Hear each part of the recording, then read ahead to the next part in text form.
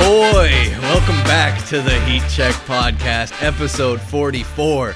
I am your host, First Mate Chris Patrick, and we are back at the Valley Sports Plug Studios. It is October, and we are doing our Heat Check Podcast in-person podcast recording. I'm so happy to be here. We got a lot to talk about. Of course, the breaking news, the illegal gambling schemes, multiple arrests made, Terry Rozier, Damon Jones, Chauncey Billups, active coach of the Portland Trail Blazers. Crazy news, so we got to talk about that. And of course, a big deep dive and check-in on your Arizona Cardinals, who are on their bye week this week. But first, I got to introduce, of course, my co-host here this afternoon, Kenny Dillingham's Barber, VSP Tallman. Oh, let's go. What's happening, fellas?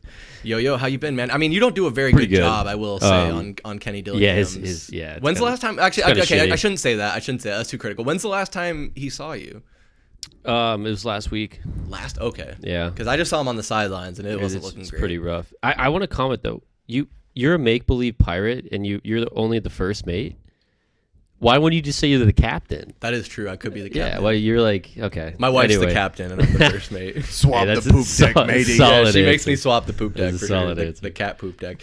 But, of course, we have our other co-host here, Chauncey Billups' personal Gambino family card dealer. That is Michael Benjamin. Mr. Billups. Mr. Billups, if you're listening, as long as you keep your mouth shut, you'll get $7+ million worth of gabagool. Gentlemen, it's spooky season. It's spooky season. But you know what's spookier than doing laundry or an ex-wife? What's that? Damn federal indictment. Oof. Gentlemen, how are we doing tonight? We're doing good. As far as I know, I'm not under any federal investigations, so I'm already doing great. How long have you been sitting on that one, Mike?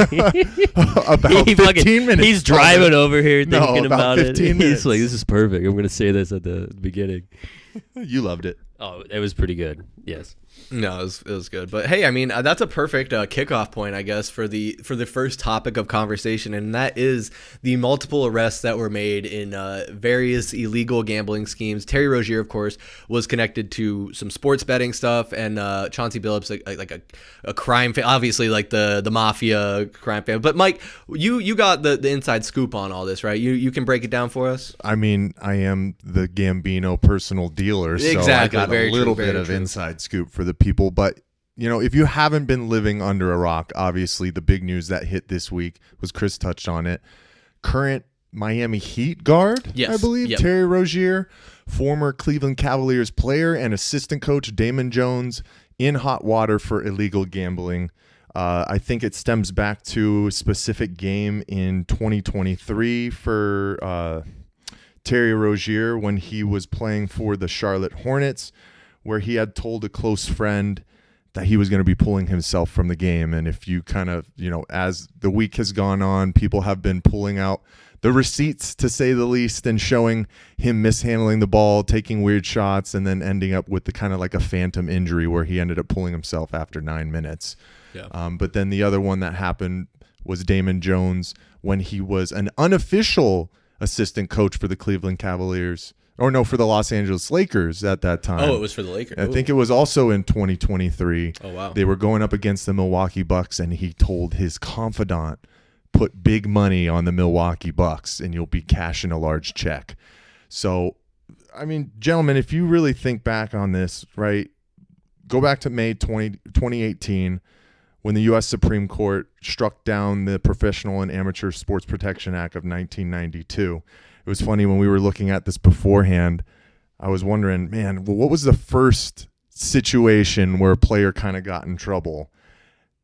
Oh my God, let me pull this up because it's a long list now, guys. Like this was bound to happen at the end of the day, right? Yeah, and even just here locally, we saw Andrew Salfrank, right, be involved in that, exactly. And he was suspended for a full season. But Arizona sports goes down in infamy once again as Josh Shaw, who at the time was on the Arizona Cardinals, was the very first active player in any sport, though he was on injured reserve at the time, to be suspended for betting on league games. He bet openly at a sports book in Las Vegas against his own team at the time, which was the Arizona Cardinals. It was part of a parlay. I know that I don't know the specifics in regard to the NFL, but they've kind of made some adjustments and amendments to allow their players to bet. I don't know the specifics, but the bigger deal with this whole investigation that the FBI has become involved in, guys, is it has to be the Chauncey Billups situation, right? Mm-hmm. Because what sounds like has been going on for multitude of years, even going back to 2019, is Chauncey Billups ending up working with like the 5 major crime families over 11 different states as what did they call it? The face? I gotta pull it up. There's too many notes that I have here. Yeah, pull that up. I just, while you're pulling that up, with Chauncey Billups and like everything going on with him, I did see that there was I think a New York Post article that had said that they interviewed a former crime family enforcer. I forget which family it was, but he had kind of speculated that Chauncey Billups may have been like strong-armed into it, like, you do this for us or else, or that potentially he had called in a favor in the past and that they were having him, that's how he was going to pay them back for this favor, whatever that may be. It's all very very interesting. So, and obviously within these two situations, the FBI called the Terry Rozier and Damon Jones situation Operation Nothing But Net. And then I believe the one for Chauncey Billups, which ended up accusing 31 different defendants of a plot to rig underground poker games, was called Operation Royal Flush. The biggest thing is, like, there was really high-tech cheating gadgets within all of these games, right? They had poker chip trays that secretly read cards with a hidden camera, special contact lenses that can read pre-marked cards, and an x-ray table that can read cards facing down. So obviously a lot of these players that were at these games were kind of whale guys because they were going for the big money. I think they said over $7 million over the years and states that they went through. But I got some thoughts in regards to specifically for Chauncey Billups, and then I got some people that need to look within in regard to Terry Rozier, but I'll pass it over to you guys before we dive into that. Yeah, with the whole Chauncey Billups thing, like it's very interesting, like the whole idea of, because technically, like unregulated poker matches, like outside of reservations or like Las Vegas or an area where it's legal, as far as I know, is like completely illegal. Like even if we are getting together and playing for money, like it's technically like illegal as far as I understand it, right? So, but everyone knows like those things go on, but to have that happen and be like a big thing where there's this level of like fraudulent activity happening is insane. And I think the crazier element of it is that Chauncey Billups is an active head coach in the NBA, right, for the Portland Trailblazers. So they have an interim in there now. Chauncey's not coming back. He's looking at like years and years and years in prison for this. It's just funny. I keep throwing around words like crazy and insane and like unreal, but it's true. Like Nico had texted us because we all talk in like group chats, and Nico, host of the Valley of the Suplex podcast, he was saying like he was kind of in awe that like crime, like mafias existed in the year 2025, and like we hadn't really like heard about that much, and now all of a sudden it's like there's still crime families out there, and they're all involved in this somehow. It's interesting. But Tallman, what was your obviously you're a gambling man. Oh yeah, you got it. But hey, the mafia making a comeback in 2025. But how did anybody have have that on their bingo card? Radar? Oh, for sure. I mean, they never left. Yeah, they never went anywhere, of course, right? They've never left. If there's a law, it's going to be broken by somebody. If there's a way to make money, someone's doing this and that to make the money. But the poker thing is just nuts, dude. I mean, because what's beautiful about it though is we get to sit here. It's like when you hang out with all your friends and they talk about all this drama that they have, and you're like, damn, I don't have any of that drama in my life. Like, this is kind of like exciting. It's cool actually for us as sports fans in Arizona. We get to sit back and watch other people deal with that shit because we're not even a week into this. You know how much information is going to come out? Oh yeah. This is going to get. That's what I'm saying. This is going to get spicy, dude. It's going to get spicy, but because you gotta think that Chauncey Billups is going in there, and he's probably saying everything he's got to say to get his ass out of that. He's probably throwing this and that under the bus. So there's going to be some info that comes out because he obviously. Well, and he can afford really good lawyers. Yeah, too. he had to have gotten strong armed into doing that because how are you that stupid? Why would you? Why would you go into that when you just got brought into the Basketball Hall of Fame last year? You're an active head coach. He was a decorated player in the league. He made a lot of money as a player. A lot of money. He is currently making a lot of money as a head coach. Because what did they say? It was like he got like a cut of it. It was like $50,000 or something. You're not doing all that illegal stuff just for $50,000 when you're a multi-millionaire. It's just stupid. That's the thing. It makes no sense. And like Mike said, and I do want you to get into the Terry Rozier stuff, but that's where it directly ties where it doesn't make any sense. Where it's just got to be a greed thing because Terry Rozier, I understand, made like $200K on all this activity, and he makes like $250K a game. Just playing, just if he shows up to work. He's made $160 million from contracts alone. There you go. In the league, yeah. Just within his 10 years in the league, which is crazy to think. Yeah. But I mean, that bodes the question, what guns were to the backs of these guys? Specifically Chauncey Billups, were there threats against his family? Especially when you start talking about the mafia. This is, I can't wait. And I don't even think it's going to be that long. I can't wait for within the next 5 years when they do this movie about this situation. Who's going to play Sopranos 2? Is it going to be Kevin Hart? Is it going to be the tail end of Kevin's career? But Michael B. Jordan. No. Okay, there you go. Michael B. Shout out Sinners. Maybe. But never saw this it. This is truly this specific thing like I'm talking about. You have to section these out. This specific thing with Chauncey Billups is a script out of Hollywood. This is stuff that you don't think is still happening nowadays, especially now that gambling has become legal within the majority of the United States, right? I expect I'm going to give inside information for who's going to be sitting.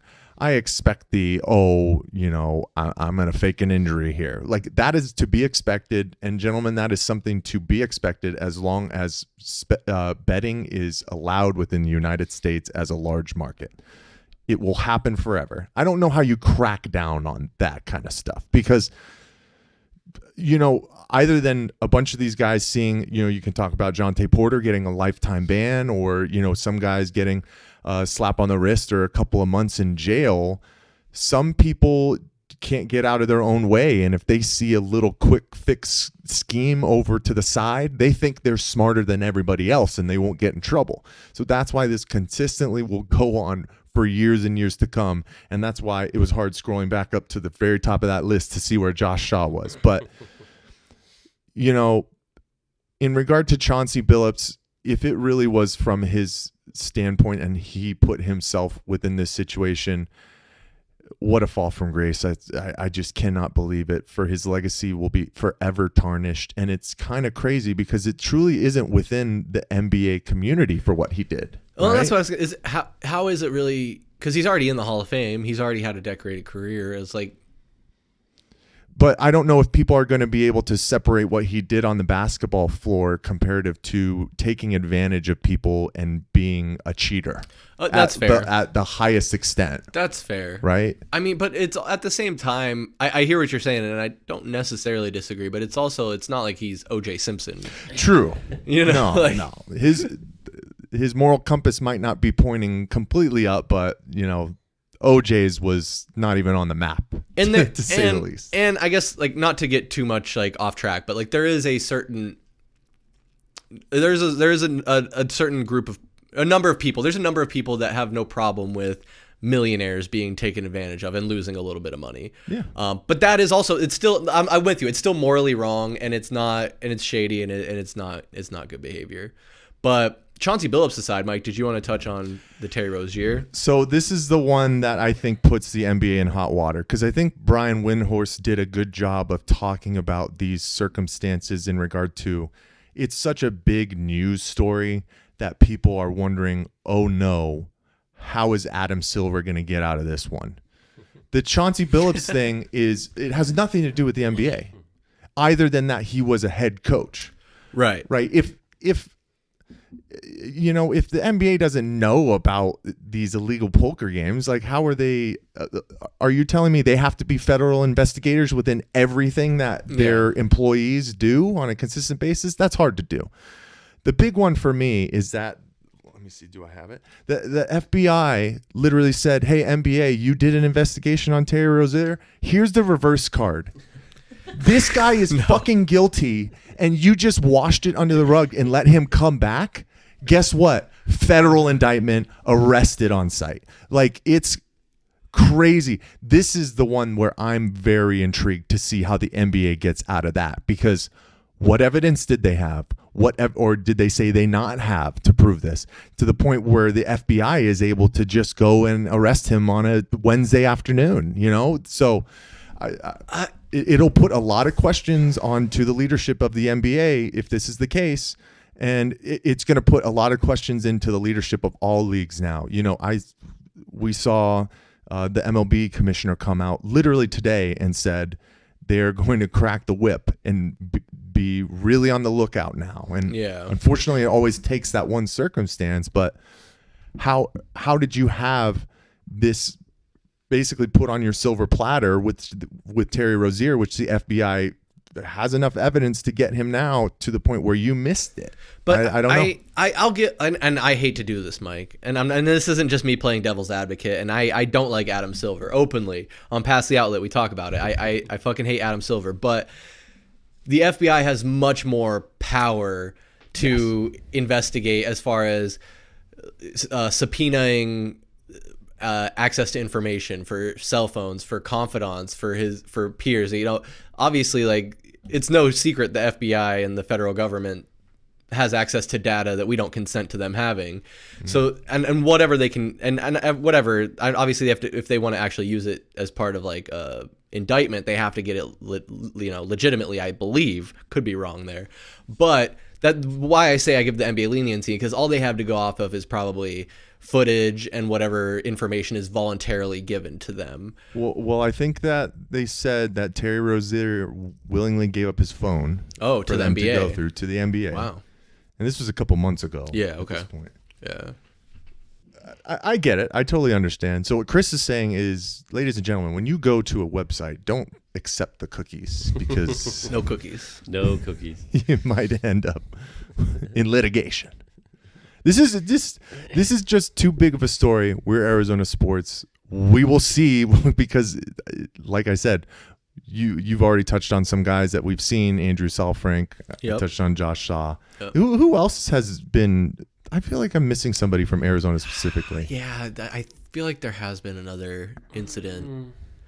I don't think anyone major. Not anyone major. But that's the thing. It's usually like someone, and I guess that's where like the gray area is, right? Where it's like someone who doesn't have any impact on the game and is not even betting. Like Andrew Salfrank, I don't think he was even betting on the Diamondbacks. No, he was just betting on baseball. But as a professional baseball player, you can't bet on professional baseball. No, but you can bet on other sports. Yeah, but you can bet on other sports. Yeah, like even we've talked about it. Even Nico, he works for the Milwaukee Brewers. He cannot bet on baseball. Wow, that's crazy. Like Sal Frank didn't want to bet on a cricket match. He just had to go with baseball. Table tennis. Yeah. I mean, so anyways, this was just too big of a story for us not to take a look at, because this is going to impact all of the leagues moving forward. I promise you that. Well, you can't avoid it, dude. I mean, this was just a matter of time before this happened. And because you think about it, look at college sports. Like, there's, I think, 90% of the states you cannot bet on player props in college. Right. Like Arizona is one of them. You cannot. Yeah. No, you can only bet on game lines, point totals, quarters, and all that fun stuff. Yep.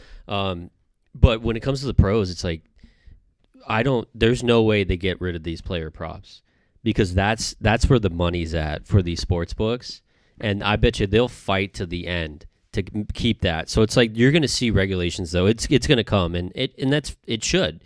There should be regulations on player props. I shouldn't be able to go put $10,000 on Kevin Durant to shoot less than three pointers in a game, or make less than 3-3. Like, that's insane. Like, who does shit like that? That's crazy. But like Dave Portnoy. Yeah. I mean, but if you got the money, those are the type of bets that get flagged though when it is exactly suspicious, and when there was only like one person doing it or like a small handful of people. And they have been doing that ever since it became legal. Well, that's how Jonte Porter got caught, is because it's like, who the fuck is betting on Jonte Porter? Nobody. Like, I mean, yeah, exactly. Because and then you remember you heard it all like a couple years ago, where it's like you'll hear some reporting of like some guy put 25 grand on some small football team school or whatever, and it was like, that's very suspicious. Like, no one ever bets on this. If anyone's betting on this, it's not a straight up bet for thousands and thousands of dollars. So it's like, that's always going to happen. But I bet you what does happen is if you do a single player prop, there's going to be a cap on it. You can't bet more than $100 or I bet you something like that's going to fall through, because the integrity of the game is so important, especially Adams. So he's probably scrambling right now, trying to save his job, his reputation. They're going to make an example of Terry Rozier. Oh, most definitely, and they should, right? They should. I mean, it's like the whole, like they did with Jonte Porter, like Mike said, exactly. Yeah, ban, there's no excuse to it. You can't do it. You know what I mean? Like, I don't know, but we're gonna see some regulations. There's going to be some fallout from this for sure. Yeah. I mean, it's not going to affect me because I do the 10, 12, 14 leg parlay. Tallman will find a way. Yeah, he will find a way. I'm not over here. The ones that hit one every 220 tries. Exactly. But I was going to say, they're going to make an example of Terry, but the egg is going to be so large on the NBA's face still, where it's like, what example are you truly setting forward? Because it doesn't seem like you can control what's happening without the FBI getting involved to tell you, like, you did your own investigation and you were so far off the mark that you let him come back into the league. It's crazy. Like, this is the epitome of the worst look for the NBA, specifically for the Terry Rozier situation. It's just bad, man. It is so bad. Yeah. So you think the commissioner wears all this? Do you think he steps down? I think he has to. Is it that egregious? That it could be, man. It honestly, we could be at these levels. Well, what happened when they had the whole ref scandal?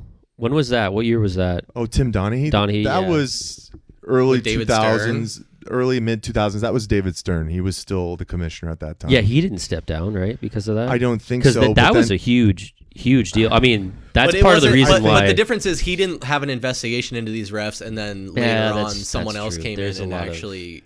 The federal government came in later on and actually. Yeah, and I'm pretty sure Stern had already left as commissioner by the time the stories and Donaghy wrote his book and everything really came to light. He had already kind of cut bait. And there were say that. A lot of people, myself included, believe that there were more officials involved in that than actually ended up being. I wouldn't doubt it.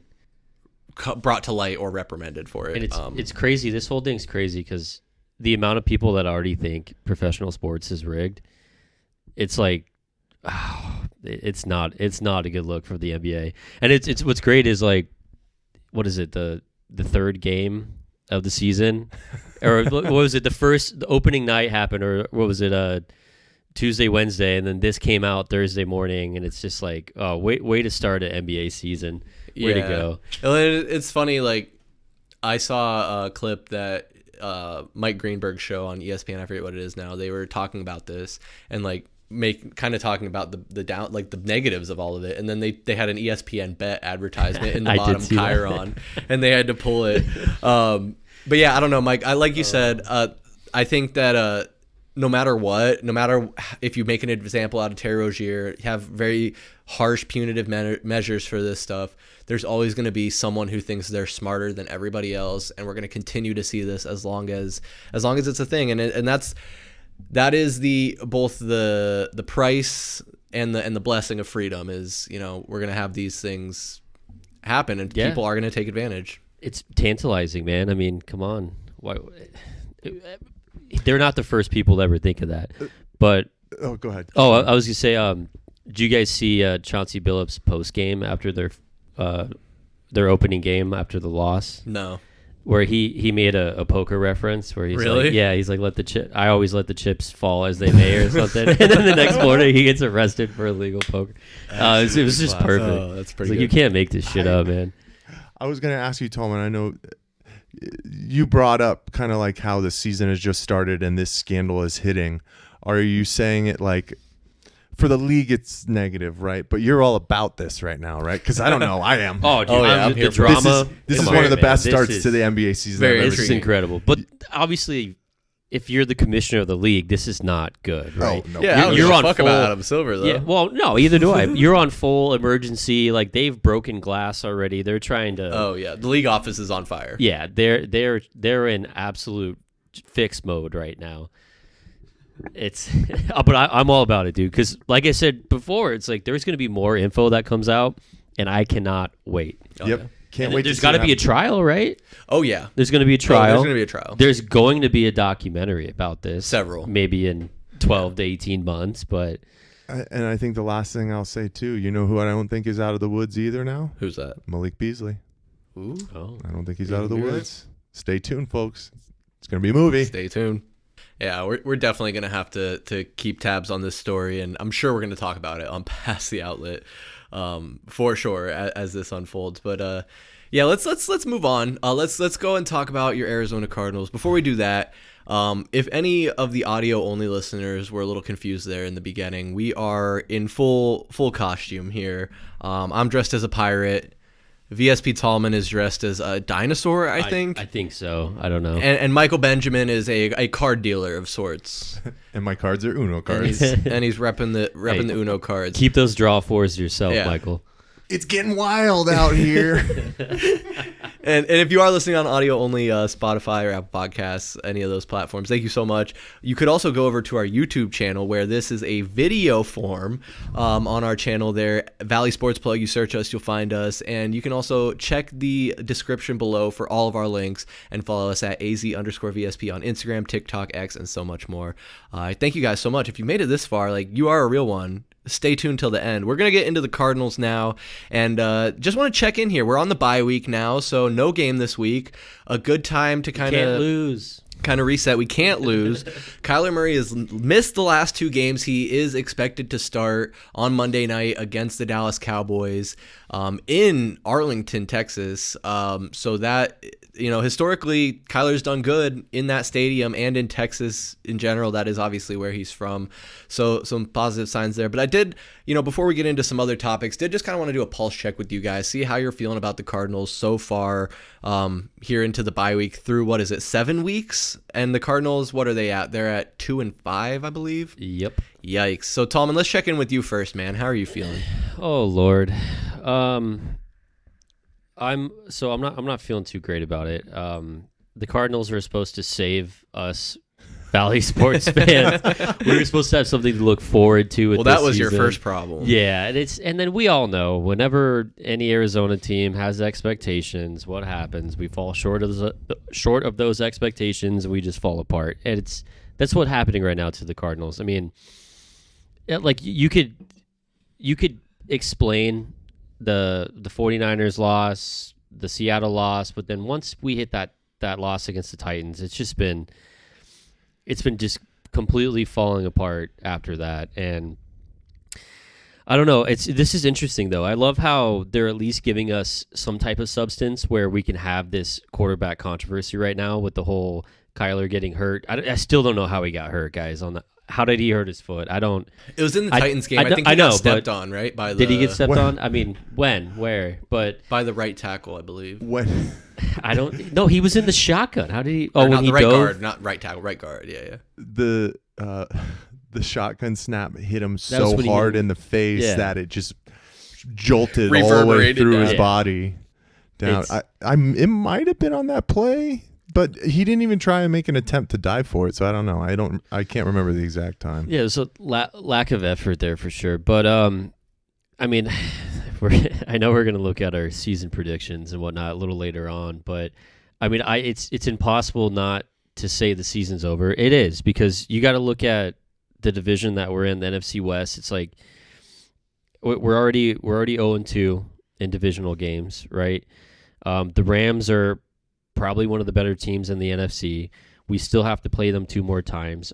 This stretch before the bye was our easy stretch, right? Our schedule gets very, very difficult on the second half of the season after the bye, and we're not going to win a lot of games. This is going to be a big wake-up call, I think, for this team, where we were trending so good the last 2 seasons, right? We were improving year after year, and then this was the year where it was all supposed to come together, hence why there was expectations on this team. And I'm done, guys. I'm over this. Is Kyler Murray the franchise quarterback? I'm over it. It's year 7. And I thought NFL stand for not for long, right? It's a what have you done for me lately? What has Kyler Murray done for this city, for this team, for this fan base lately? Has he been okay? Has he been good? Yes. Has he been terrible? Yes. Has he been a superstar? No, he hasn't. Is he our franchise quarterback?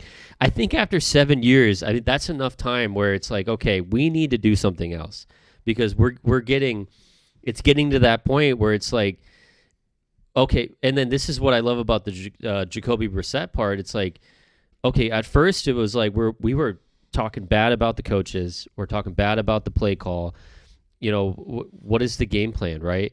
And then you put Jacoby in, you're like, this is exactly what we've been waiting for, you know? But then you got to recognize that Jacoby is 6'4", he's a bigger dude, and he's taking all the hits. He's standing in the pocket. Right? He's letting the play and the reads develop downfield so that he can throw it downfield. He doesn't have the wheels like Kyler. Obviously, they're completely 2 different players. So Kyler's not going to sit there and stand in the pocket and take a hit. He's already said flat out multiple times he doesn't like getting hit. Well, dude, you're playing the wrong sport if you don't like getting hit, right? Should have played baseball. Yeah, no shit, right? It's just like, so then I'm at the point now where there's more evidence on Kyler Murray being the problem than it is on the regime, on obviously on the offense, on the game plan, on the coaching, and then maybe the roster construction. But I mean, you can look at Monty Austinford's track record and his drafts. He hasn't really hit any of them. He's had 3 drafts now? Dude, he's had a lot of picks in all those drafts. He's drafted over 20 players. Oh yeah, and back-to-back first-round picks that just don't play. Well, we talked about that. We haven't even seen Walter Nolan yet. No, we haven't. I never liked that pick. I honestly never liked that pick. I'll reel it back, though. I'm back to your question before, when I first started. It's hard to not be all over the place. Yeah, it's bad. I'm at the point now where I'm looking towards next season already. No. I am. I'm looking at next season, and I'm trying to envision what's going to happen the rest of this year that's going to impact what occurs in the off season, going into 2026. And because, I mean, it's Mike, okay, you said no. Do you think we're going to reel off? Do you think we have a chance to even sniff out a wild card with this division? No, 100% no. I was just exclaiming no because the Arizona Cardinals have once again done it to us that they're out of the season before the end of October. I just can't believe that we're here. But finish your thoughts before I go crazy. You're good. I mean, it's a damn shame. It's like you would have thought that, or it's crazy that we can already be out of it. The season's already over before the NBA season even started. How crazy is that? It's unbelievable. And that's honestly true. It really is. It's not a lot. Yeah.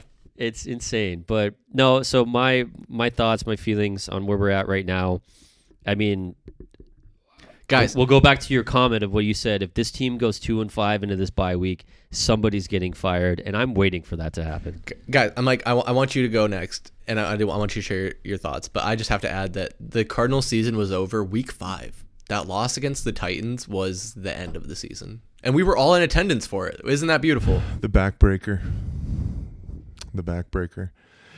So I will start off. Chris, you joked beforehand, I think before the pod started, that I've been unfortunately the one that's been cursed to experience all of these. Punished, if you will. Or punished, yeah. Yeah. Punished to experience this 2025 campaign so far. Have not missed a game. After Jonathan Gannon had turned around our horrible home record for a multitude of years, we're 1-3 at this point in the season, and all 3 of those losses have been just heartbreakers. Easiest way to say. Yeah. Now, if I look at this from, the 30-story building looking down, I will say 100% blessed. Shout out SeatGeek, sponsor us. Yes.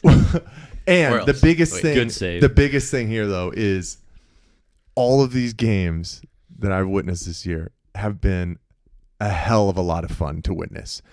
The unfortunate scenario has been the Arizona Cardinals have consistently found themselves on the losing end of these, and that makes it frustrating for everybody involved. Now, that Green Bay Packers game last week was the first time basically since the Commanders game that we were in attendance last year where I felt out of place a little bit. But I would say it was maybe 60-40 stretching to 50-50. There was still a decent amount of Arizona Cardinals fans in there, so I was proud of that. But Jacoby Brissett talked about them having to go into a silent count because of the amount of Packers fans there. But this is something that is not new for the past decade since the Bruce Arians era ended. When you put together a consistently bad football product, your fans do not show up. Yeah. And that's just the truth. It's as simple as winning. In year 3, that was the only thing you had to do. You had to win. You had to win these close games because the NFL is a close game league. It's one-score games consistently. But right now, this franchise and the leadership involved I don't even think it's truly a personnel situation. It's a scared of the moment, not understanding when to strike, not understanding when to get aggressive, and not understanding when to go and to prevent those kind of things if you want to get nitpicky in regard to the ball that you're actually seeing. It is not even Halloween by the time that we tape this, and I have to go to 4 more games this season and pray that we are not blown out in games moving forward, because when you start a season this way, no matter how close the games are, when those losses keep piling up, you lose parts of the locker room, if not all of it. And that's what Jonathan Gannon and Monty Ossenfort have to be worried about at this point, finishing off this season, because I don't know about you guys, they both honestly should be tied at the hip. If one goes, the other has to go. I'm not comfortable with firing Jonathan Gannon and then bringing in another head coach appointed by Monty Ossenfort, because Tallman already touched on it. The personnel decisions through the drafts right now is a full-fledged swing and a miss outside of 3 different guys right now, to say the least. Okay, so you think it is twofold. You think it's personnel, and you think it's like... Yeah. Well, okay, so... Because initially, I think before you said it wasn't personnel. I think... Well, you're right. It's not personnel, but I think what you're drafting to be the future is not the people that are making the impacts right now. True. Right? Very true. Like, you can talk about them signing that big deal for Josh Sweat. He's already at 5 sacks through 7 weeks. Now, granted, the whole team only has 12 sacks when, teams like the Denver Broncos are already sitting at 32 sacks on the season through week 8 or whatever. But, the future and what they are trying to build, those key pieces are not flashing enough right now. And we know that in the NFL, things can change within a year. And a lot of that is not only by the free agents you bring in, but it's by the draft picks you make that come in and fill voids immediately. And we are just not seeing that with what Monty Ossenfort has brought in. I'm jumping the gun because I know we're going to talk about the regime. Yeah. Oh, yeah. But overall thoughts in regards to the start of the season is... It's 2021 all over again. I cannot believe this. Yeah. I really cannot believe this. And not only is the play on the field, we're not getting blown out like that team was right now, right? And obviously Kyler Murray had a major injury at that point. But you're losing. You're consistently losing. And at the end of the day, that is all that matters. This team is a losing football team, which at the end of the day, I don't care how close you are, that makes you a bad football team. Because you don't know how to win. Yeah, at the end of the day, and we saw it early in the season exclusively with the offense, and the defense was still holding up, and that was kind of like the silver lining. But now in the last, even you could say even 2 weeks, that we've seen even the defense fail us late in games. And if you have a team that doesn't know how to close out a game, you don't have a winning team. And Mike, I want to go back to what you were talking about a little bit with I forgot, honestly. But honestly, like with this team, let me regroup my thoughts here. We talk about the narrow margins and this bye week coming at a good time. Out of all of our losses, we've only lost collectively by 13 points, and that ties in directly to them not being able to finish games. I mean, while I kind of think about it here, let's go into the next topic. And Tallman kind of alluded at it, the quarterback controversy that's kind of started to implode, because you did see Kyler get injured in that Titans game and then miss the last 2 weeks, to where Jacoby Brissett came in. And granted, we did lose to the Colts and we did lose to the Packers, but Jacoby Brissett put up good numbers and was moving the ball down the field and hitting wide receivers. And even Zay Jones was probably loving it because he was getting involved a lot. And we kind of got to see what this offense could be with a true quarterback that is comfortable under center and willing to stay in there. And even after a game, I think they asked Jacoby Brissett, and he said just staying in there. Just staying in there. And that's something that kind of Tallman highlighted, is Kyler doesn't like to get hit. He doesn't like to just stay in there. He tries to do escape shit, and then we see like what we saw in the Titans game, where he kind of just threw the ball and ran away from it and got an intentional grounding call. And people, on the post game, and I bring up the post game a lot, but they were pointing out like Kyler needs to learn to do this, Kyler needs to learn to do that, and I've brought this point up. Like, Kyler is a 7-year quarterback. He can't learn anything else. Like, he knows what he's supposed to do. You can't teach Kyler anything at this point. And Tallman, you say NFL is not for long. Yeah, Kyler stuck around because of the excuses. It's always been, it's because of this. He doesn't have this weapon, or it's because of Cliff Kingsbury, it's because of this injury, it's a new coach, and he's always just had this never-ending stream of excuses. It's ran out, and it's at the end of the rope, and so that's where I kind of want to kick off the next point of topic here, is the quarterback controversy. There is an ever-growing sentiment and call for in the Valley for Jacoby Brissett to finish out the season and possibly even be the quarterback next season.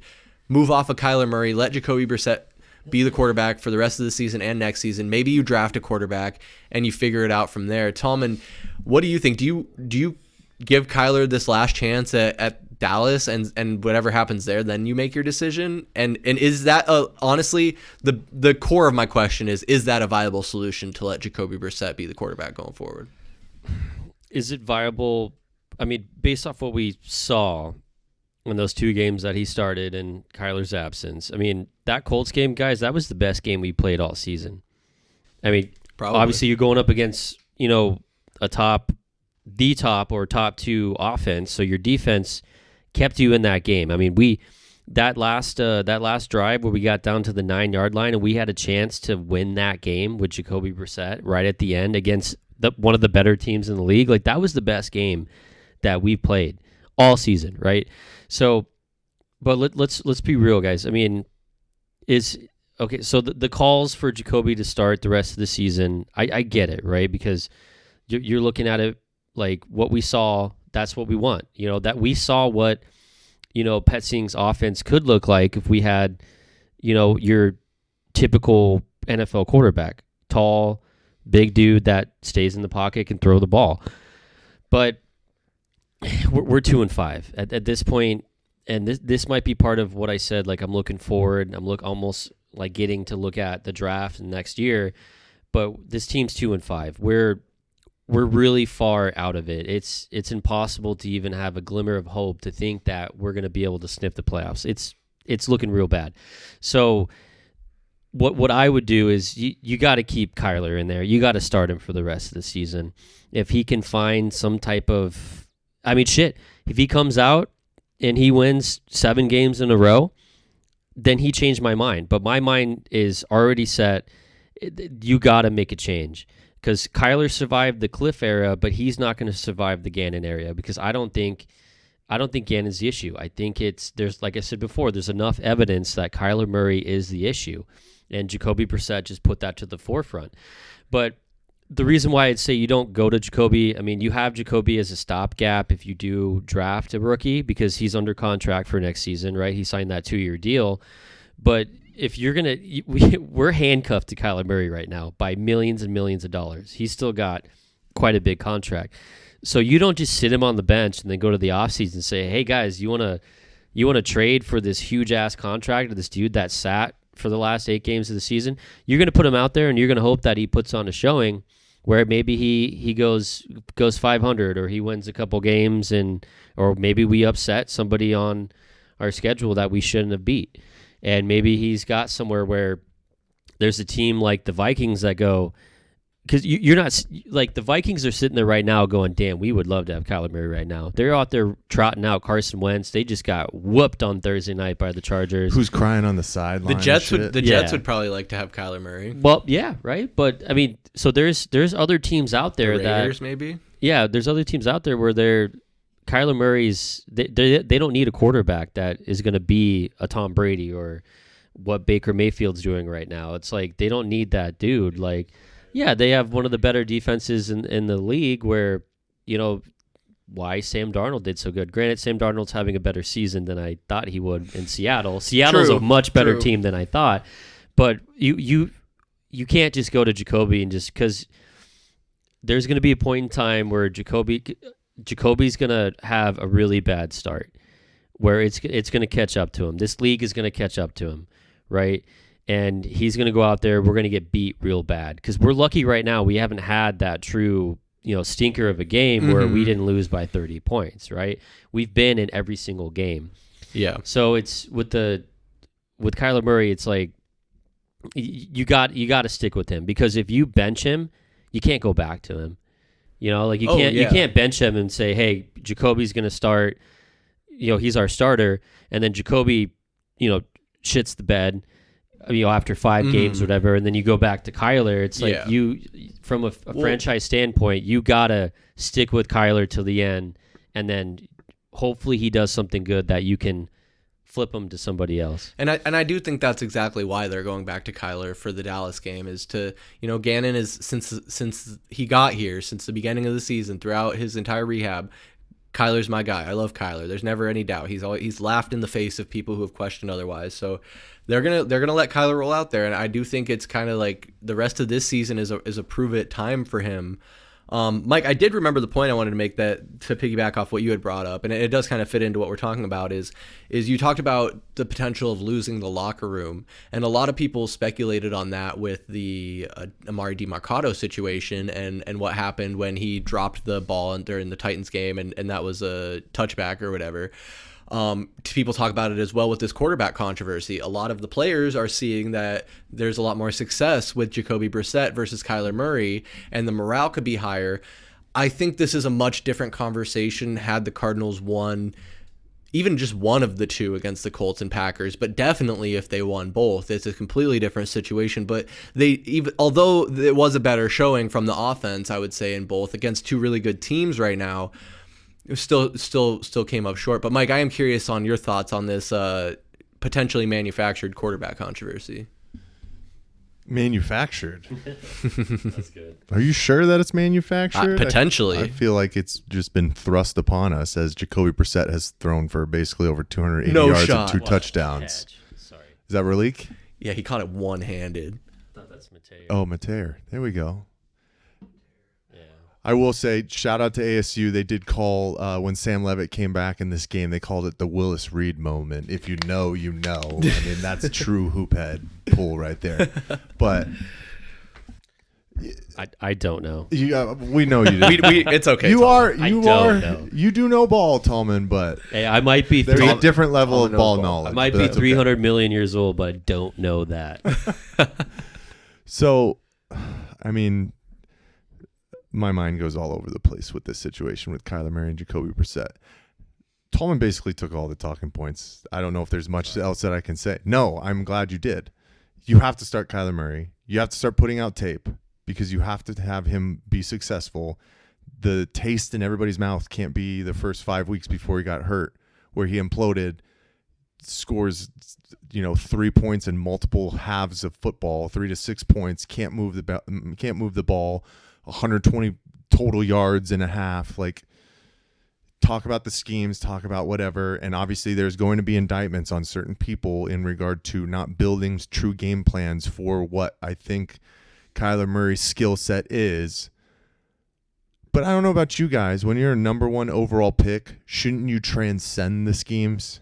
Shouldn't you dictate certain things and overcome because you were lauded as that kind of a talent? Kyler Murray is an average quarterback in the NFL. Yes, he is. He is an average quarterback. We have all the tape. There's nothing else that can be proven at this point.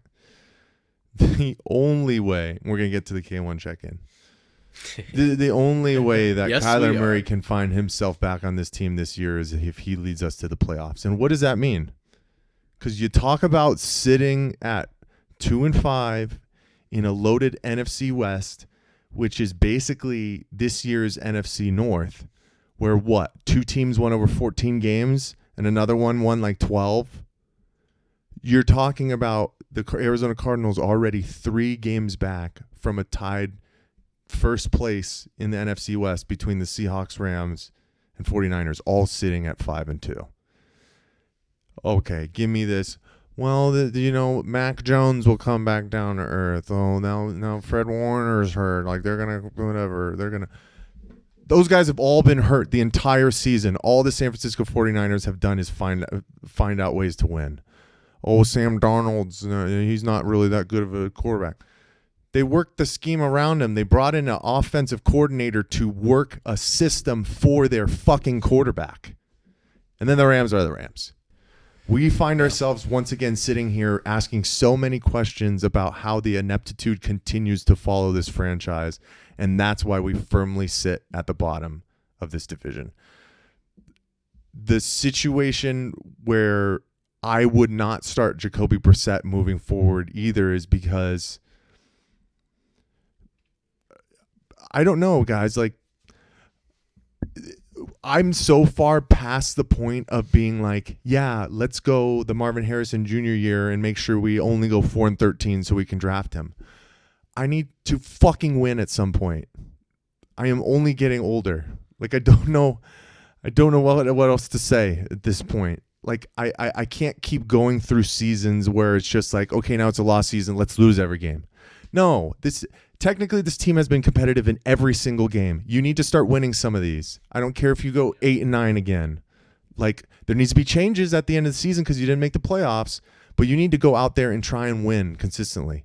Jacoby Brissett runs the offense, it seems, better than Kyler Murray, but you know what Jacoby Brissett also doesn't do? He doesn't win the fucking game. He has the ball in his hands 2 straight games down the stretch to go win, and he doesn't do it. So there's a reason he's a backup quarterback in this league. You invested a lot of money into Kyler Murray. If he's healthy, you need to pay him. And hopefully everybody look themselves in the mirror. I'm specifically looking at the offensive group with Drew Petzing and say, what we were doing with him didn't work. We need to throw more wrinkles in. But then again, do you even trust any of those people to do that, or are we just going to get some semblance of the same crap that we did see the first 5 weeks? So these are the bye week blues, and trust me, like the NFL, everything changes every week. We're going to have different conversations, specifically after what happens in Dallas. And, if it looks like more the same with Kyler Murray, do we come back next week and say, maybe it is time to just go for Jacoby because I'm tired of losing? Like, I need to get a win at some point. We have lost 5 in a row. Yeah, and then that's the tough thing is, like, I agree with what you guys have said here, but if you start Jacoby, you're kind of saying, like, we want to go with the best option to try and win games and make a playoff run.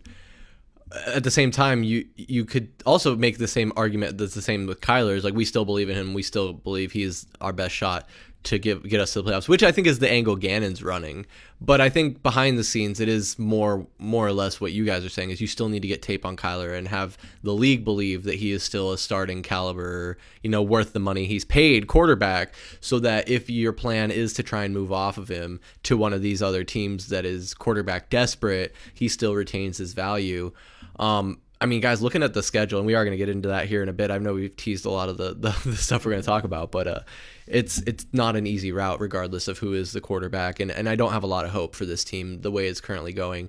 But the fact of the matter is that the way the league is currently kind of, assembled, or the play style of the league is you need a quarterback who can line up under center and drop back and hang in the pocket and throw some passes downfield. And Kyler isn't that guy. And he doesn't have enough of the other intangibles a la Lamar Jackson to be able to compensate for that. I mean, if Kyler was 3-4 inches taller, I think we're having a completely different conversation right now. And so I don't want to hold, Kyler's immutable characteristics against him. He can't control how tall he is, but at the end of the day, it does impact his game, whether people want to admit it or not. And that's going to be the story of Kyler Murray's career, for better or for worse. But I think this is a perfect time, since we are talking about K1, to do the Kyler Murray K1 check-in. Last month when we did this, VSP Tallman was a 6 on the meter. Michael Benjamin was a 4. And that meter is, 1 through 10 scoring system of how these guys are feeling about the Kyler Murray hot seat. 1 or a 0 being Kyler Murray's safe. He's going to be back next year. A 10 on the scale being Kyler is gone, playing for another team, or free agent by the beginning of next season. So, like I said, VSP Tallman has a 6, pretty high up on the meter. Michael Benjamin was a 4. That was last month. We've done a few check-ins on the live streams. Mike, do you have those active numbers off the top of your head? Well, we only did one other check-in, I think. And we did check in with Nico, I think. So we've done 2 others. Checked in with Nico. He was sitting at the same as Tallman. Yep. Which is a 7. I think we were supposed to do it, but then something happened. Tallman was still at a 7, and I had bumped up to a 5. But the last check-in, I was at a 6. That's right. So you were at a 6. Steadily climbing up here, folks. Yeah. So currently, before we get into this, Tallman was at a 7. Michael Benjamin was at a 6. I do not chime in here. So Tallman, I guess we'll pass it to you first. Where are you at on the Kyler Murray K1 hot seat check-in here? Yeah. So obviously it's got to go up after I already said I've given up on him and I don't believe in him.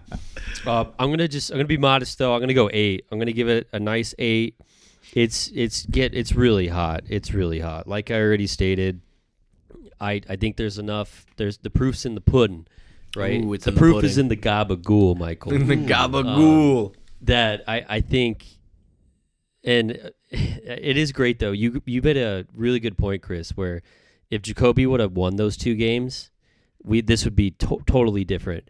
And it could be looked at as a positive that he didn't, so that we're forced to go back to Kyler, right? Sure, yeah. Because if he won those 2 games, it'd be like, how do you go back to Kyler Murray? It's like, that's the best this team has looked. This team beat, if we won against the Colts and the Packers, it's like, you beat 2 top 10 teams with your backup quarterback. Like, this dude's doing something right. But that didn't happen. So I'm going 8, though, because it's year 7. I'm tired. I'm just tired. I'm tired of playing the game, and it needs to end. We need to do something else, guys. We really do. It's 8, and I bet you by the end of the season, it's going to be 15. That's just my prediction, even though that's not a proper double plus 1. It's not a proper measurement on this on Chris's scale here, but yeah, 8 for me. The seat has melted by the end of the season. It is He's hot going lava through the floor now. at that point. Yeah, he's just sitting in a It pool doesn't of lava. exist. Yeah, gentlemen, whether you want to, give me some crap about this because Kyler Murray didn't play last week, it just has to keep going up. The more that this team loses, the higher that this ranking goes. So I am now at a 7. Kyler Murray has possibly the most Herculean task in front of him to get back into my good graces, VSP Tallman's good graces, and for sure Chris Patrick's good graces, because he has hated Kyler Murray. No, he loves Kyler. It might Since be 2021. He It loves might not be Kyler. possible. The easiest thing to say is the same way that Tallman said it is, how are there still K1 stands out here? If you are true Arizona Cardinals fans, we have lost year in, year out with Kyler Murray at the helm. Stop slamming your head into the cement wall consistently, thinking that things are going to change at this point. He is who he is. He's not a winning quarterback.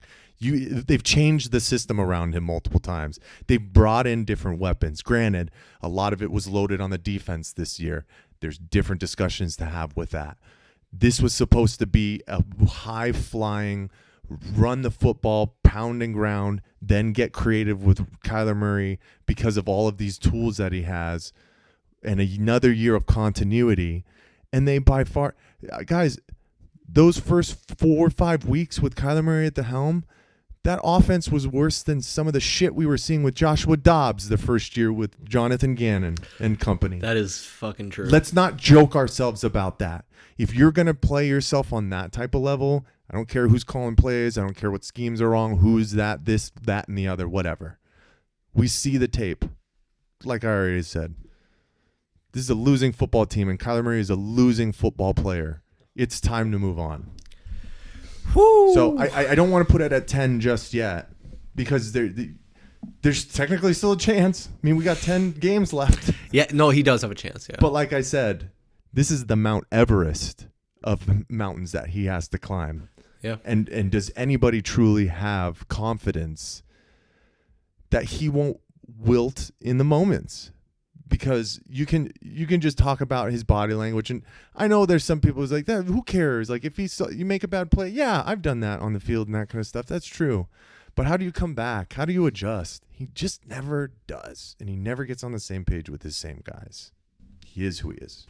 And that's exactly what I was talking about, where you can't Kyler doesn't have to learn anything. Kyler can't learn anything. He is who he is. He's been in the league for 7 years, and like you pointed out, Mike, he's been under multiple regimes, and I don't understand the Kyler stands either, and they must subscribe to the excuse factory that continues to roll out for Kyler Murray, because every single year it's always some excuse for this guy, and it's not personal, you know. Kyler seems like a good enough guy, but like you've said, Mike, he's not a winning quarterback. He's not an elite quarterback. You know, that was the criticism of Joe Flacco for a while. There are quarterbacks that you can put in a good system and find success, a la Brock Purdy, Mac Jones. They're finding success within a good system. But the Cardinals, you know, unfortunately don't have a good established system or that pedigree with the front office. And I think that's a perfect segue into that conversation about the front office and this current regime. We've kind of touched on it a little bit. Monty Ossenfort in the GM role, Jonathan Gannon as the head coach, and we've brought it up at the beginning of the season. There were national pundits saying Jonathan Gannon could be in the hot seat this season, and he's one of those coaches in the hot seat. And I laughed at the notion personally, because I was starting to kind of turn the corner and be more pro Gannon. But now after 7 weeks, guys, like, Jonathan Gannon, he subscribes to that excuse factory, and honestly, he's running out of them. And I think he needs to maybe subscribe to maybe a more premium subscription so he can get some better excuses, because so far it's just been bullshit, and he can't think of anything else to say in his post games, because the way this team has just been unable to close out games, unable to play 4 quarters of football and win games is just ridiculous. And we've talked about the 3 drafts that Monty Ossenfort has had. We haven't seen Walter Nolan on the field. The concerns of Will Johnson are starting to come to light, where he's missed games already through 7 weeks. I don't know. I guess to kick off this conversation, Tallman, we haven't had you speak for a while, so I'll ask you, what are your thoughts on the job security of both Monty Ossenfort and Jonathan Gannon at this point in the season, at week 8 of the bye week? Yeah, I mean, it's funny that, you know, Gannon's popping up on those the hot seat lists coming in, or right now, but coming into the season, it was like, no, it was like that was not a thing. And then you compare it to his fellow coordinator in Philadelphia, Shane Steichen, who was the head coach of the Colts, where the Colts are, you know, they're the real deal, right? You know, coming into the season, it was like Steichen's on the hot list where he's got to figure it out or he's going to lose his job. Gannon's on the up and up. He's safe, like everything. Yeah. And it's crazy how they just totally flip-flopped, right? But I'm not one of those believers, though. I don't think I mean, come on. I mean, we've seen the difference between Kingsbury and Gannon now. It's like they're doing something right, where there's a reason why we haven't been blown out yet. And there's a reason why even at the end of last season, you know, they're a fight until the end. These players are still playing for this guy, even though he's abusing them on the sideline, right? You know, that's just a joke, of course. But it's, yeah, I know. How dare I? Come on, come on. Now the poker dealer's abusing the dinosaur. That's dinosaur abuse, Michael. But I don't think, I mentioned earlier, I said Kyler Murray is not going to survive the Gannon the Gannon era. Gannon's going to be around longer than Kyler Murray, and I don't think it's a Gannon issue. Has he had his hand in some of these losses, some of these blunders? Absolutely, 100%. But I think he's going to be safe. I think there's going to be some flip flopping on maybe play calling. Maybe some coordinators. I think Rallis is fine, even though he's got to figure out how to get this defense to force a punt in the fourth quarter. I mean, we are lights out quarter 1, 2, 3, and then the fourth quarter, you go all the way back even to the first game of the season against the Saints. I think that was the last time we forced a punt in the fourth quarter was the Saints game. So there's some issues all over the place here, but I think it starts and it ends with the main guy, the most important position on the team, which is the quarterback. So I think Gannon's going to be fine. I still have faith in him. He's doing some things right, and I think we're trending in the right direction as a franchise. But again, it's easy to sit here and go, oh, why did they get rid of the guy that's now the Cowboys offensive coordinator? What's his name? Clayton Adams. It's like, why didn't you just promote him to offensive coordinator instead of just letting him go when he was one of your biggest assets? And I mean, what he's doing in Dallas is incredible, but there's got to be some mixing up with that. But I think Gannon stays as the head coach, and then the Ossenfort one is interesting because I mean, it seemed like the last couple drafts, it's like we've had the most or amongst the teams that had the most drafts or the most draft picks in the draft. So he's had a lot of selections made already. Oh, yeah. In this kind of short period of time that he's been the GM. And then what happens if Marvin Harrison doesn't pan out? You thought that was give me the ball. This is a slam dunk. This is an easy pick. Like all three of us could have made that pick as a GM. It's a no-brainer, right? That's the only thing he's got going for him here, but it's like, I don't know. I don't envision any major, change in the front office or with the coaching staff this offseason. I think it's going to come down to personnel because, I mean, we're talking about a team that's 2-5, but our 5 losses have been, again, we've said it multiple times. We've lost those 5 games a total of 13 points. I mean, we could easily be talking about a team that is 7-0. We could also be talking about a team that is 0-7. So it's awesome that we can't just flat out just suck and be like, you know what, guys, we've lost all these games by a combined points of 27 on average. It's like no, they have to like just hold us in there and make us believe a little bit. Like I was watching the Packers game, and I'm like, damn, we might win this game. Right. I was watching the Colts game. Holy hell, we might win this game. Oh my goodness, what are we? Who are we? Where did this come from? Right. So, and again, I don't want to be like I'm putting my bullseye right on Kyler Murray, but I think that's going to be the big change that we're going to see. So when it comes to the regime, it's like, we don't have anything really to show for it, and this year has been a complete, disappointment. After we had such high expectations, I mean, the free agents we brought in a huge free agent with Josh Sweat, and I mean they spent some money, right? They spent some money. I mean, they still should have signed Keenan Allen. He's still a beast in San Diego, which is insane. He gets like 10 targets a game, which is crazy. But you have a quarterback that can get him the ball. Yeah, exactly. Anyway, so I don't know. I think this team has a Kyler Murray problem, not a coaching problem. Yeah, the draft picks. I mean, it's anybody could tell you. Any Cardinals fan can tell you. Yeah, I mean, when are we going to get some output from some of these guys? Because if you're a first round pick in the NFL, you got to come in. You got to produce right away. You got to impact the team right away within the first couple of years. You're a day one guy. You're not let's just bring him along slowly so that he can get used to the speed of the game. Blah blah blah. No, it's like you're supposed to be that difference maker right from day one, and we just haven't seen that really at all. And even Marvin Harrison Jr. too. He was supposed to be lights out, right? We thought, we thought we were getting a generational talent, and we still haven't seen that yet. Which that's again, you can't fully blame Austin for that because we called it a slam dunk. That was going to happen no matter what.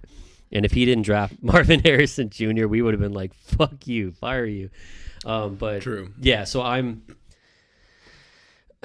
again Kyler Murray problem. I think this regime is safe with at least one more year. You gotta see what you got. You gotta shift up some of this personnel. Do you want me to just dive right into Mike, you go ahead.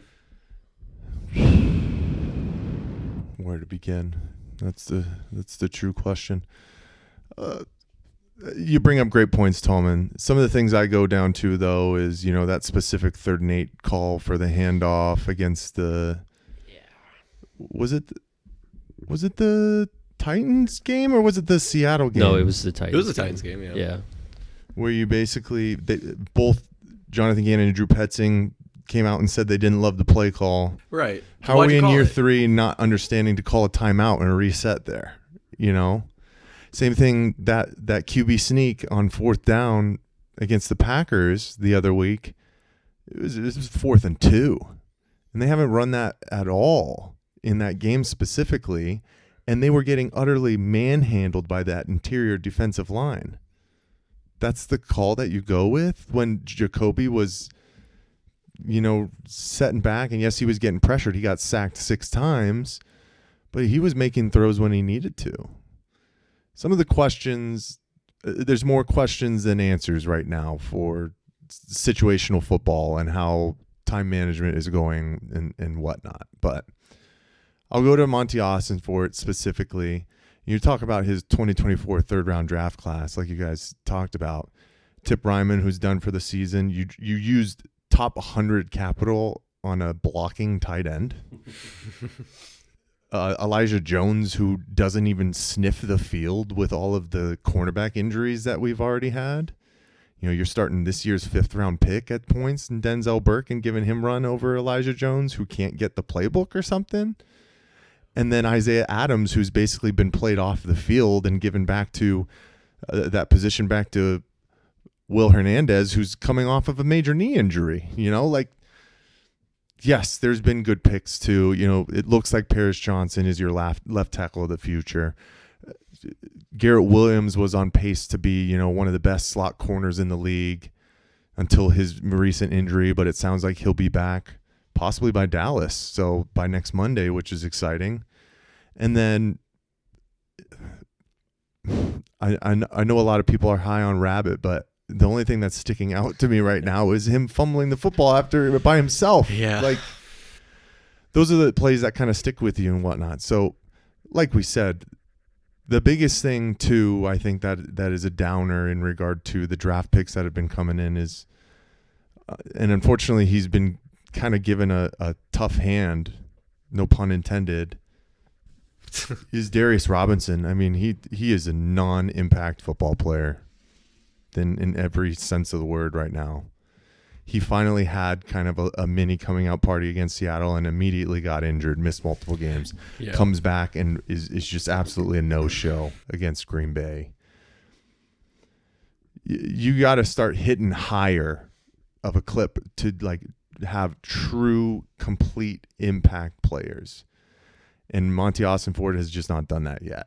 Now, there's hope for this year, but even with, like you said, Chris, with Will Johnson coming out and having, the best PFF grades for any cornerback through the first 6 weeks. And he had his worst game as a pro against the Green Bay Packers with multiple big time penalties. And it's going to happen. I get that. But who on this team do you look at and trust? And this can go into kind of the personnel discussion that we were having earlier, Chris. Was who do you look at when it comes down to the last 5 minutes of the game, whether we have the football or we're on the defensive side? Who do you look at and you say, you know what? I think this guy's going to make that play right now. I think this guy's going to change the tide or make an incredible moment happen that can turn the tides of a game or cement things away for you right now. There's only one guy, but he's dependent on another player, and it's Trey Trey McBride. McBride. Yes. Yep. Exactly. Like the defensive side, you can't even put Buda Baker in there right now. No. Like where is he? I don't know where he is. None of the cornerbacks have any interceptions this year. We don't know how to force turnovers at all. That's crazy. Yeah. You know, That's a true stat too.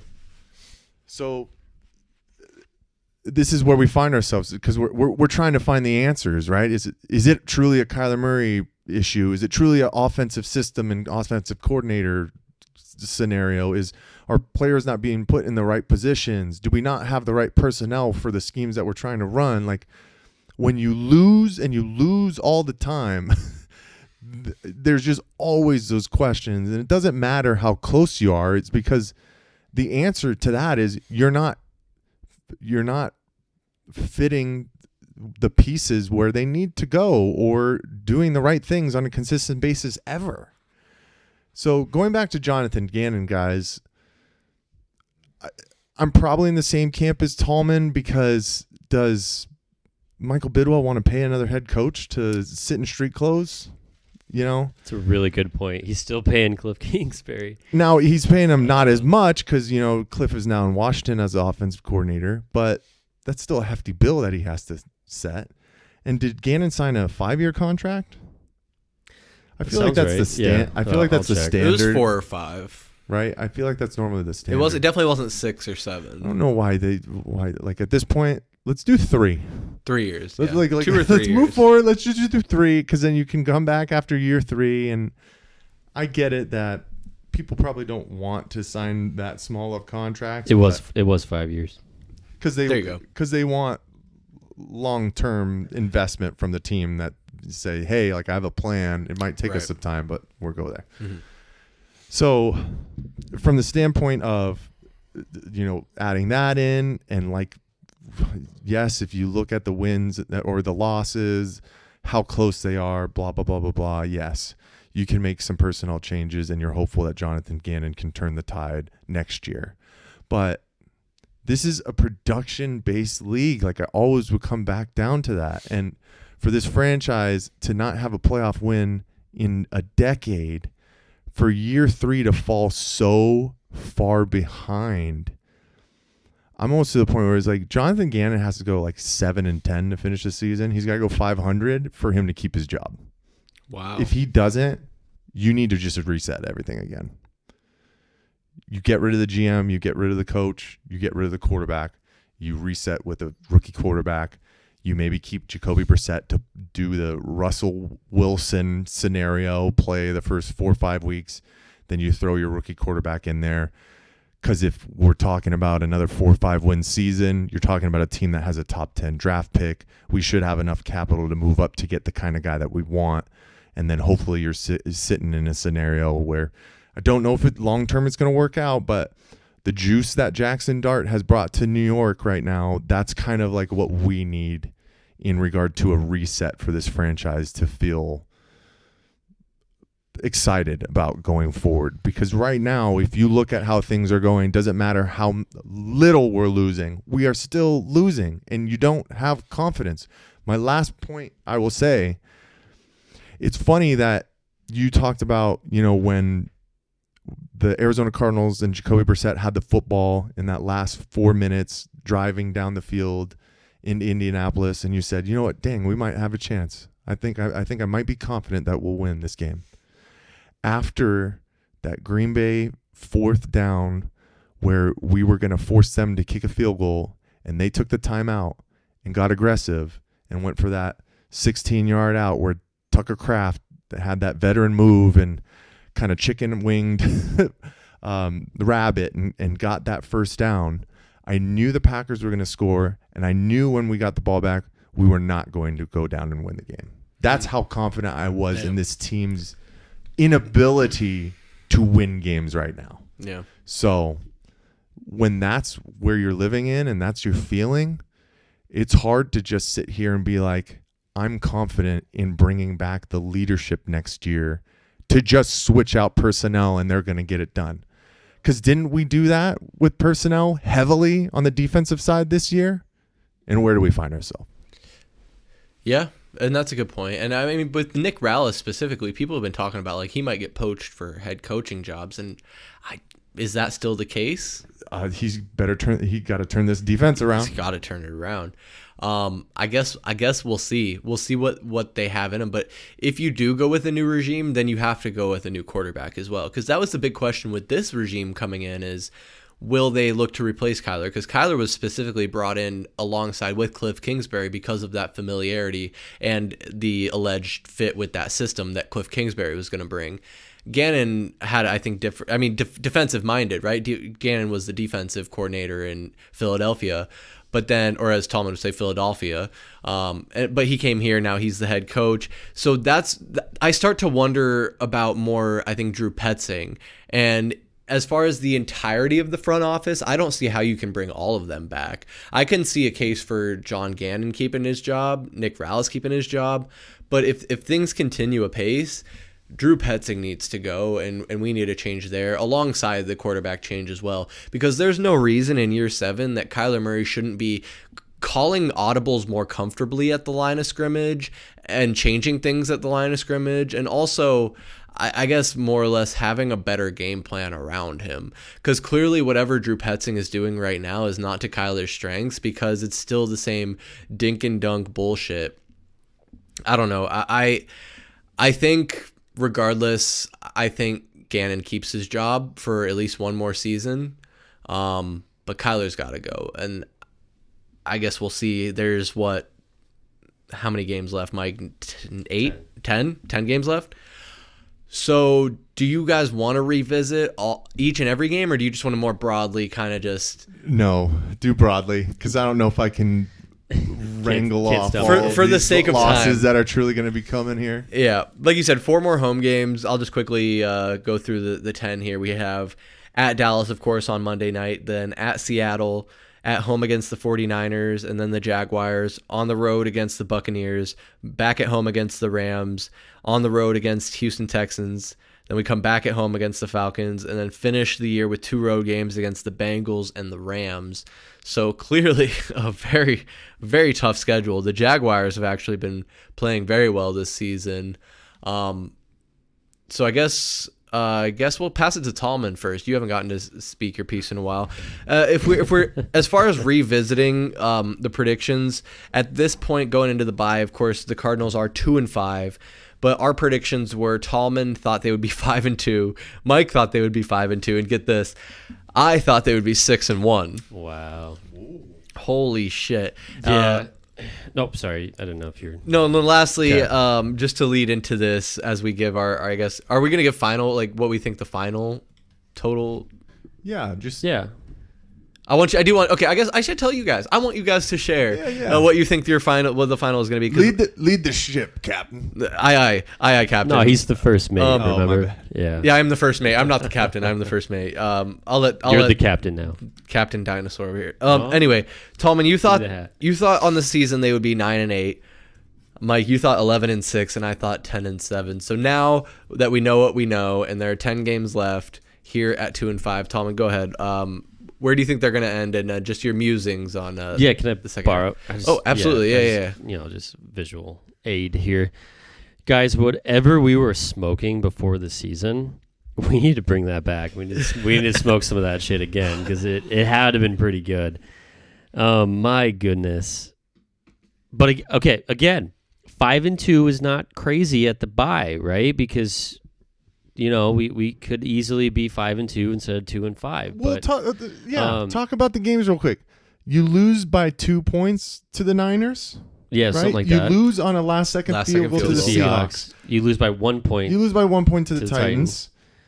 Colts, you had a chance. You're up by 7 points going into the fourth quarter against the Colts and the Packers. You have the ball on the 9-yard line of the Colts to win that game. So, yeah. But... oh man, to finish the season, I mean, I'm going to predict now, which is crazy. We're going to go 0-6 in the division. So I think we're going to lose Monday night to Cowboys. I don't give 2 shits about Kyler's. He's never lost in the stadium. This dude, he's going to lose that game. You can't change my mind. We're going to lose that game. Seattle 49ers, both to the Rams. We're going to lose those. So that's 0-5 to finish the last 10. I think the Jags are going to beat us too. I just don't. I don't know. I don't. You're talking about see 2-9. Yeah, and then Buccaneers. I mean, the Buccaneers are winning games, and they don't even have half their offense. Mike dude. Evans is probably out for. Well, he broke his collarbone or clavicle, or whatever the hell it is. He might not be back till the playoffs. Yeah, he's not coming. Yeah, he's not gonna be back for a while. But they're gonna get the running back, and then was it Chris Godwin? Yeah. So they're gonna kick the shit out of us, and it's in Tampa. I think we're gonna pull it off against the Texans. We might be able to beat the Falcons. Bengals, if Joe Burrow plays, I think we lose that game. So what is that? 2-8. So 4-13. That's bleak. 4-13. That is bleak. Now,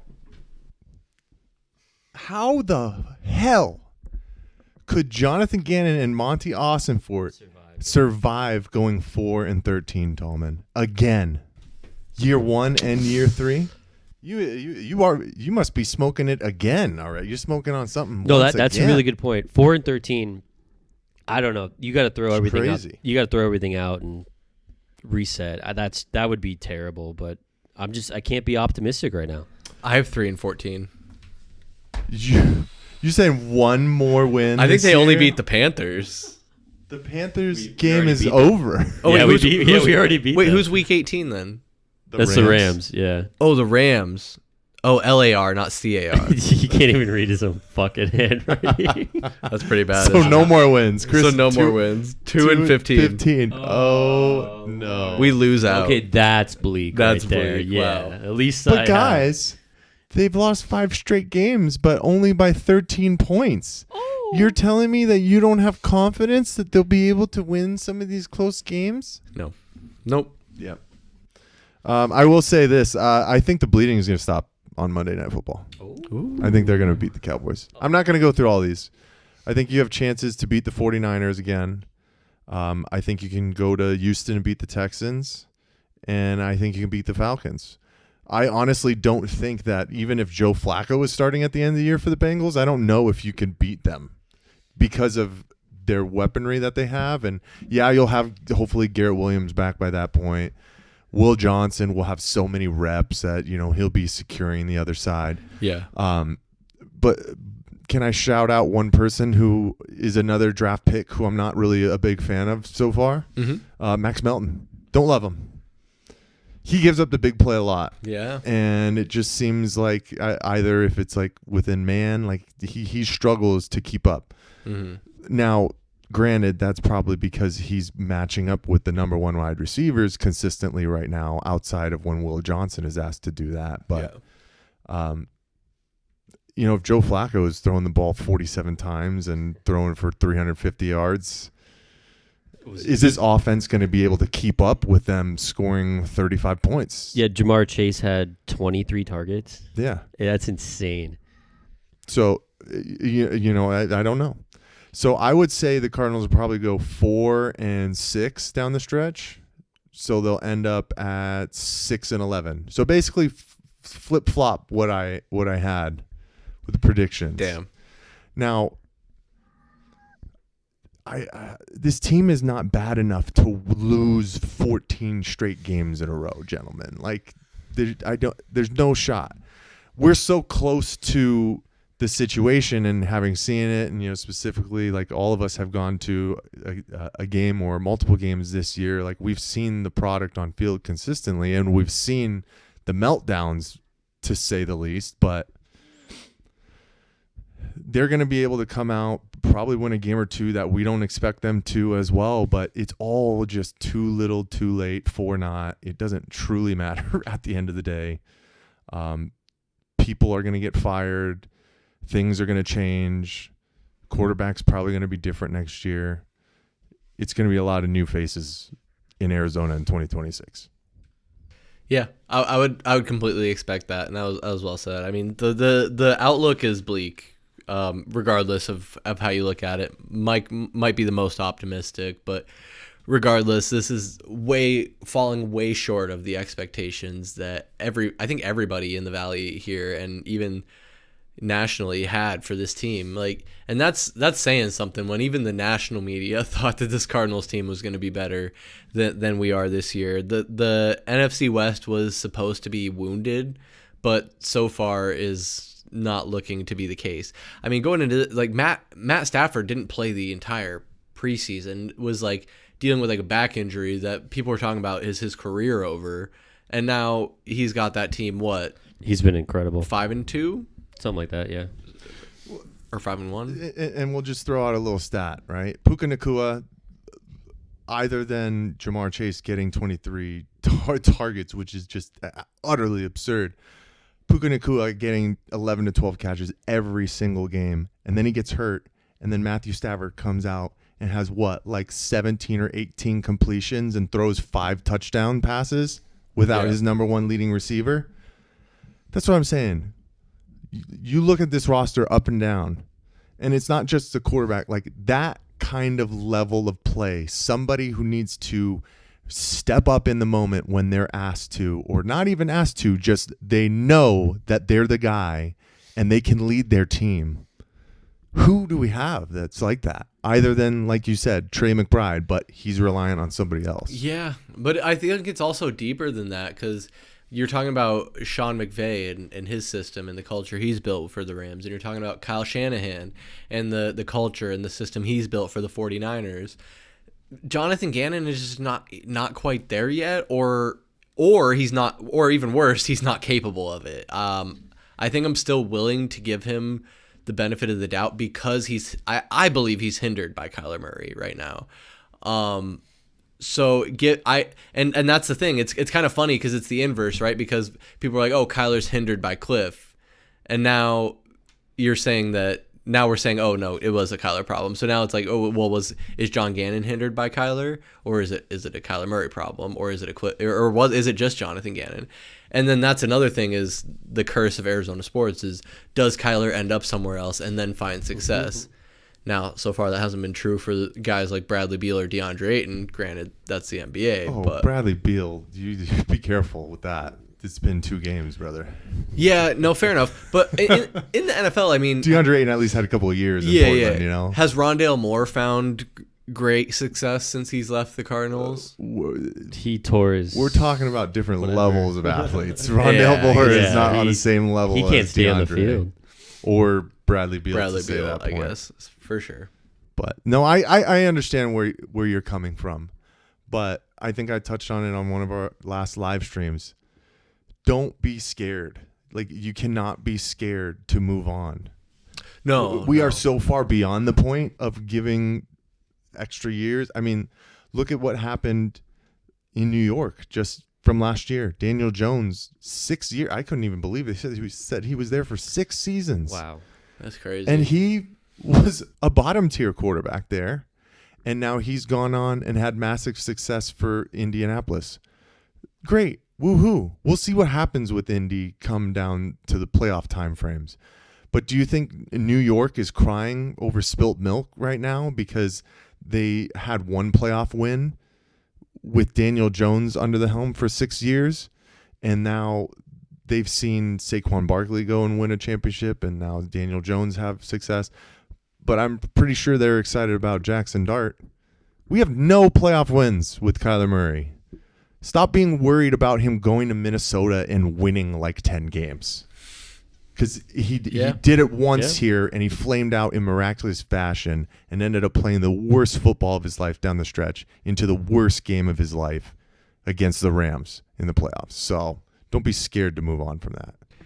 Yeah, I mean, the fact that this Cardinals team is not going to make the playoffs this year, it's an utter failure. There's going to need to be a change, and it's either going to have to be at quarterback, at head coach, in the front office, somewhere there's going to need to be significant change that happens, because we're 3 years into this experiment and it's not working.